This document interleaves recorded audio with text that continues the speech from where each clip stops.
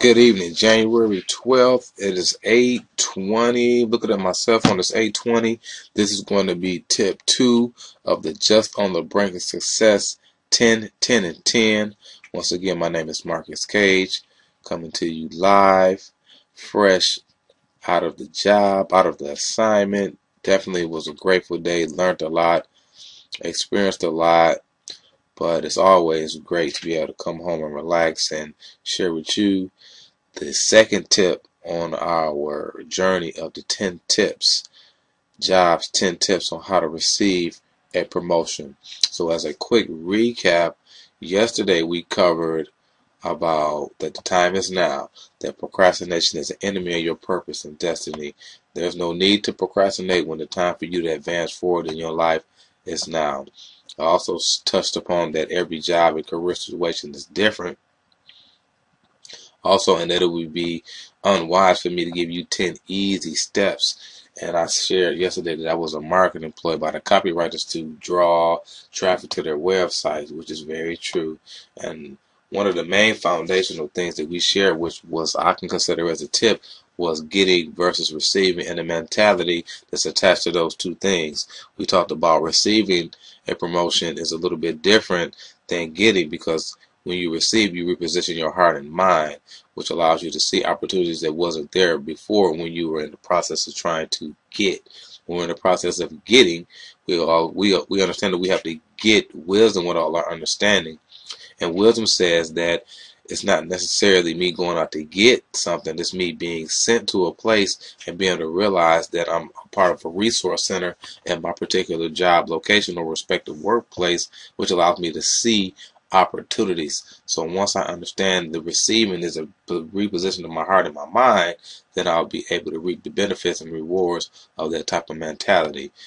And I think also we talked about who you are in silence or who you are in secret will determine how far you go. It's the secret things that we do that are connected to our integrity and our character that allow us to advance forward. So we talked a little bit about that. I think if I could say and summarize what one of the keys were and the tips was being able to trust, being able to be the person that you are at your job, be the same person that you are at home. The person that you are in secret should be the same individual that we see in public. So I think one of the main tips, because we shared a lot of tips on that day, but the main tip that we wanted to touch upon was the trust factor, remaining who you are, showing integrity and showing ethics and character in the things that God has assigned you to do. But I think to sidestep what I said previously, the main tip was the mentality attached to receiving versus getting. That getting was more of our own strength, and receiving was a repositioning of our mind and heart, in order to see the opportunities that were already physically present. So I think that was the magic key. So for today, we'll go into tip 2, and I'll start tip 2 with a wisdom key off the Just on the Brink of Success Facebook page that we have set up. I've shared a lot of blogs, a lot of different articles and tidbits from my job experience and in relationship to my relationship with the Lord, which has helped me see some things that I would never have saw if I didn't have that strong, consistent relationship. So wisdom key. If we have not mastered the basic fundamental principles, we will encounter much difficulties in attempt to advance our careers. When I think about the word fundamental, I'll break it up into syllables. Fundamental. Fundamental. So if we fundamental, we'll be able to follow basic fundamentals, but we have to master those things. For example, every professional sports team has a drill day that consists of basic fundamental exercises that serve as preparation for game day. This day is concentrated on drills only. The proper execution of these exercises makes room for learning, number one, and understanding through repetition. Practice makes permanent, which is a quote that I used, which is unknown. Practice makes permanent, meaning that practice makes a permanent. It's a permanent thing on the inside of us when we practice.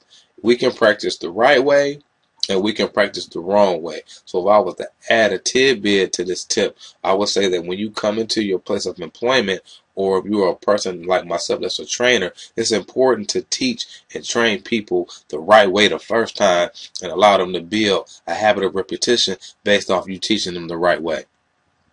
Because you can teach a person the wrong way, and what happens is that they'll build a pattern of behavior based off what you taught them, and in their mind they think that it's right, but then when correction comes and says, no, this is the way that we should do it, now offense can settle in, because us as the supervisors, us as the more experienced co-workers, have to teach them the right way, which is not based on our opinion.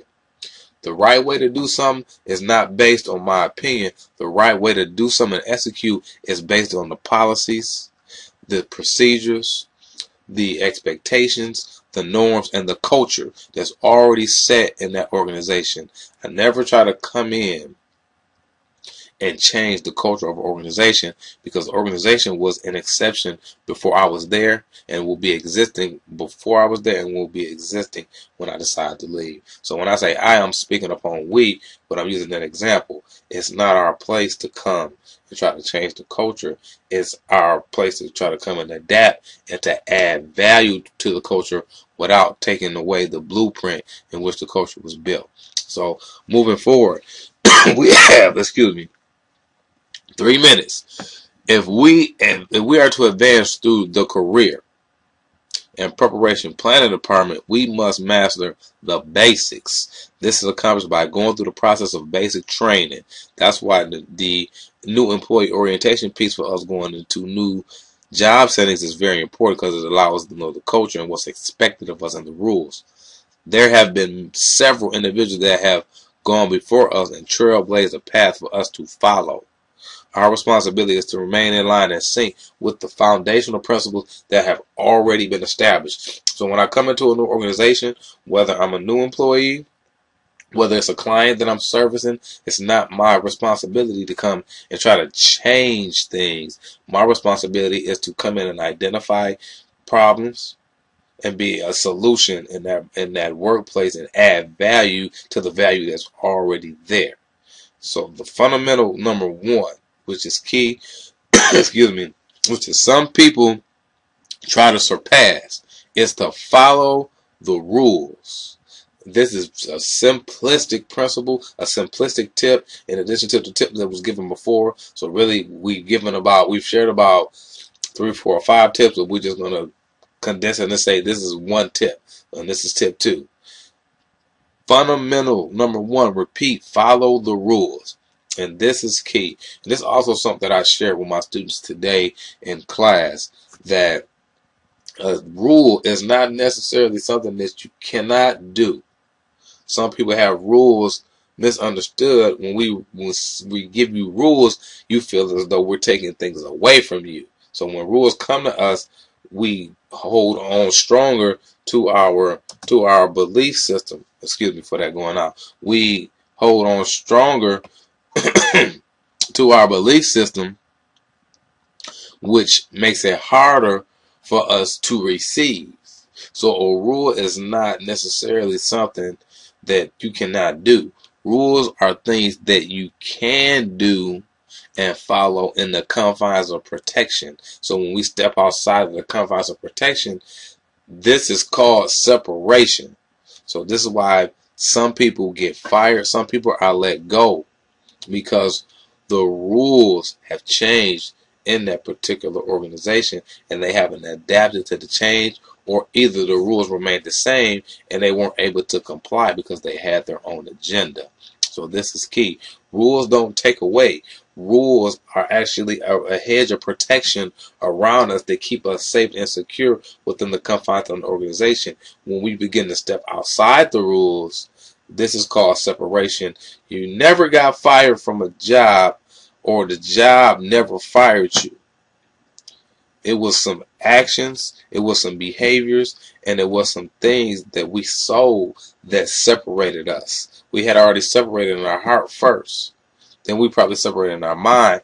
Then the physical manifestation of the separation came when they said, here's your notice. I'll see you later. So you're fired for today. I appreciate you, but I'll rehire you tomorrow. So be looking out for tip 3 on the 10, 10, and 10 tips. Jobs just on the brink of success. Signing off. You're fired for tonight, but tomorrow you'll be hired. Talk with you soon.